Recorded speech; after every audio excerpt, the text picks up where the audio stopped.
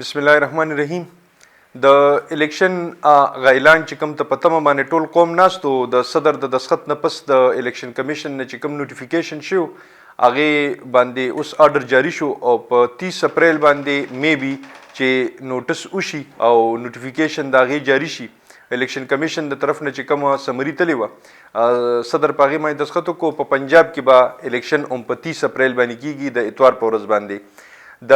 دې سره د خیبر پختونخوا هغه سمری چې کومه دا غلو سپورې نه د موصول شوی صدر ته خو د دې سره نږدې کې دي چې تاریخونه ورکړي شي. خو زه د خپل د دې پیج د پلیټ فارم نه او د دې ویډیوز په وساتت سره تاسو ته بیا هم دک خبره کومه چې د الیکشن د نه کېدو چانسز زیات دي او د کېدو چانسز کم دي. د دې لپاره به دوی چې په هر رنګ حربي وي دا به ول په اخر کې استعمالي لکه څنګه چې د کراچۍ هغه الیکشن بالکل په اخري ورځ باندې معطل شو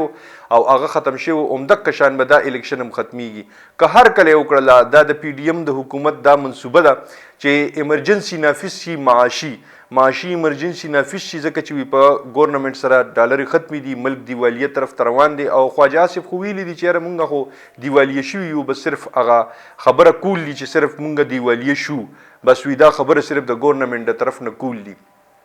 باقی اساقدار د تختیدو چانسز وی زیات جوړ شوی دی وی کی دي شي استعفا ورکی ننم ته یو صحافي تاسو کو نو پاغي باندې ډیر زیات سیخ پاشو او غوسه شو پی چې تاسو څه تکلیف ته چې زما د وزارت نه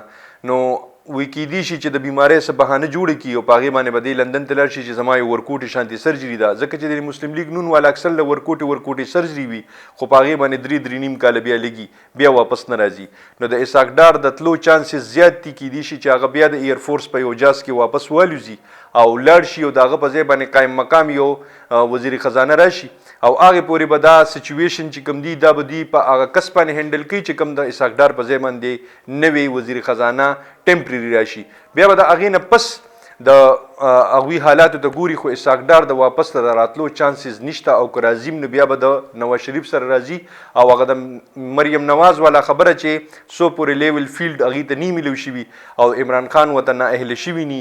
یا قتل کړي شوي نی ځکه چې د رانا عظیم په مطابق باندې چې کوم صحافي دي د هغه د عمران ریاض په مطابق باندې او د ملک وقار په مطابق باندې دا یو څو کسان چې کوم دي د دې په مطابق باندې د عمران خان او د بابر اعوان چې کوم پریس کانفرنس کړی دی وایي چې د عمران خان د مرګ د پاره چې کوم سازش تیار شوی دی د سنایپر والا خبرم پکې ده د لیاقت باغ والا هغه منصوبه پکې شامل دی چې هغه شان منصوبه به وي